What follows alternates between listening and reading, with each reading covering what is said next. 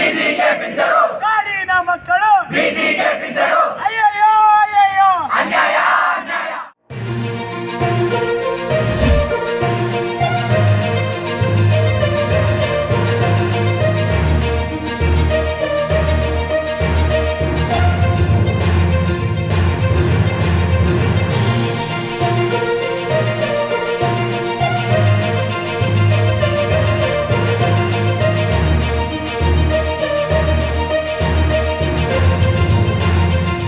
ಕೊಟ್ಟಿರ್ತಕ್ಕಂಥ 75 ಭಾಗ ರಿಸರ್ವೇಷನ್ ಏನಿತ್ತು ಫಾರೆಸ್ಟ್ರಿ ಕಾಲೇಜ್ ಅವ್ರಿಗೆ ಅದನ್ನು 50 ಭಾಗಕ್ಕೆ ಇಳಿಸಿದ್ದಾರೆ.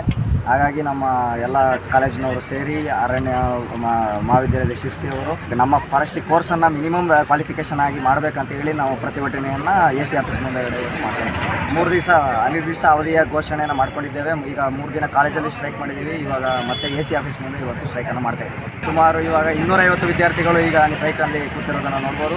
ಮತ್ತು ಪೊನ್ನಂಪೇಟೆಯಲ್ಲೂ ಕೂಡ ಒಂದು 250 ವಿದ್ಯಾರ್ಥಿಗಳು ಸ್ಟ್ರೈಕನ್ನು ಮಾಡ್ತಿದ್ದಾರೆ. ಸರ್ಕಾರ 2011ರಲ್ಲಿ ಕೊಟ್ಟಿರ್ತಕ್ಕಂಥ 75 ಭಾಗ RF ಪೋಸ್ಟಿಗೆ ರಿಸರ್ವೇಷನನ್ನು 50% ರಿಸರ್ವೇಷನ್ ಇಳಿಸಿದ್ದಾರೆ. ಅದಕ್ಕಾಗಿ ನಾವು ನಮಗೆ 75 ಭಾಗ ಆಗಿ 50 ಭಾಗ ಆಗಿ ರಿಸರ್ವೇಷನ್ ಬೇಕಾಗಿಲ್ಲ. ಮಿನಿಮಮ್ ಕ್ವಾಲಿಫಿಕೇಷನ್ ಅನ್ನು ನಮ್ಮ ಡಿಗ್ರಿಯಲ್ಲಿ RF ಮತ್ತು ACF ಪೋಸ್ಟಿಗೆ ಮಾಡಬೇಕಂತ ಬೇಡಿಕೆ ಇಟ್ಕೊಂಡು ನಾವು ಇವತ್ತು ಪ್ರತಿಭಟನೆಯನ್ನು ಮಾಡ್ತಾ ಇದ್ದೀವಿ. ನಾವು ಅರಣ್ಯ ಮಹಾವಿದ್ಯಾಲಯ ಶಿರ್ಸಿಯ ವಿದ್ಯಾರ್ಥಿಗಳು. ಇಲ್ಲಿ ಸುಮಾರು 70ರಿಂದ 80 ವಿದ್ಯಾರ್ಥಿನಿಯರು ವಿದ್ಯಾಭ್ಯಾಸ ಮಾಡುತ್ತಿದ್ದೇವೆ.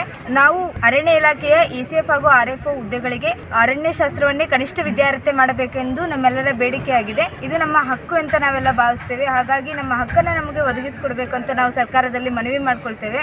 ನಮಗೆ ಈಗ ಸರ್ಕಾರ 75% ಮುಂಚೆ ಇದ್ದಂಥ ರಿಸರ್ವೇಷನ್ 50%ಗೆ ಇಳಿಸಿ ಅನ್ಯಾಯ ಮಾಡಿದಂತಾಗಿದೆ. ಹಾಗಾಗಿ ನಮ್ಮ ಬೇಡಿಕೆಯಾದಂಥ ಕನಿಷ್ಠ ವಿದ್ಯಾರ್ಥಿಯನ್ನಾಗಿ ಅರಣ್ಯಶಾಸ್ತ್ರವನ್ನು ಮಾಡಬೇಕಾಗಿ ನಾವು ಕೋರ್ಕೊಂತೀವಿ. ನಾವು ಈಗ ಒಂದು 4-5 ದಿನಗಳಿಂದ ಪ್ರತಿಭಟನೆಯನ್ನು ಶುರು ಮಾಡಿದ್ದೀವಿ. ನಮಗೆ ಕೆಲವೊಂದು ಆಶ್ವಾಸನೆಗಳು ಬಂದಿವೆ, ಆದರೆ ಅದು ಕಾರ್ಯರೂಪಕ್ಕೆ ಬಂದು ಆದೇಶವಾಗಿ ಹೊರಬರೋವರೆಗೂ ನಮ್ಮ ಈ ಅನಿರ್ದಿಷ್ಟಾವಧಿ ಮುಷ್ಕರವನ್ನು ನಾವು ಯಾವುದೇ ರೀತಿ ಹಿಂಪಡೆಯಲ್ಲ. ಹಾಗಾಗಿ ಸರ್ಕಾರದಲ್ಲಿ ನಾವು ಈ ಕುರಿತು ಮನವಿ ಮಾಡ್ತೀವಿ. ಇಲ್ಲಿವರೆಗೂ ಯಾವುದೇ ಜನಪ್ರತಿನಿಧಿಗಳು ಬಂದು ನಮಗೆ ಯಾವುದೇ ರೀತಿಯ ಆಶ್ವಾಸನೆ ಕೊಟ್ಟಿಲ್ಲ. ಆದರೆ ವಿಧಾನಸಭೆ ಸಭಾಧ್ಯಕ್ಷರ ಪರವಾಗಿ ನಗರಸಭೆ ಅಧ್ಯಕ್ಷರು ಬಂದಿದ್ರು. ಆದರೆ ನಮಗೆ ಆಶ್ವಾಸನೆಗಳಿಂದ ಯಾವುದೇ ಕೆಲಸ ಆಗೋ ಭರವಸೆ ಇಲ್ಲ. ನಮಗೆ ಆದೇಶ ಬೇಕಾಗಿದೆ. ಹಾಗಾಗಿ ಈ ನಿಟ್ಟಿನಲ್ಲಿ ನಮ್ಮ ಮುಷ್ಕರ ಮುಂದುವರಿಯುತ್ತೆ.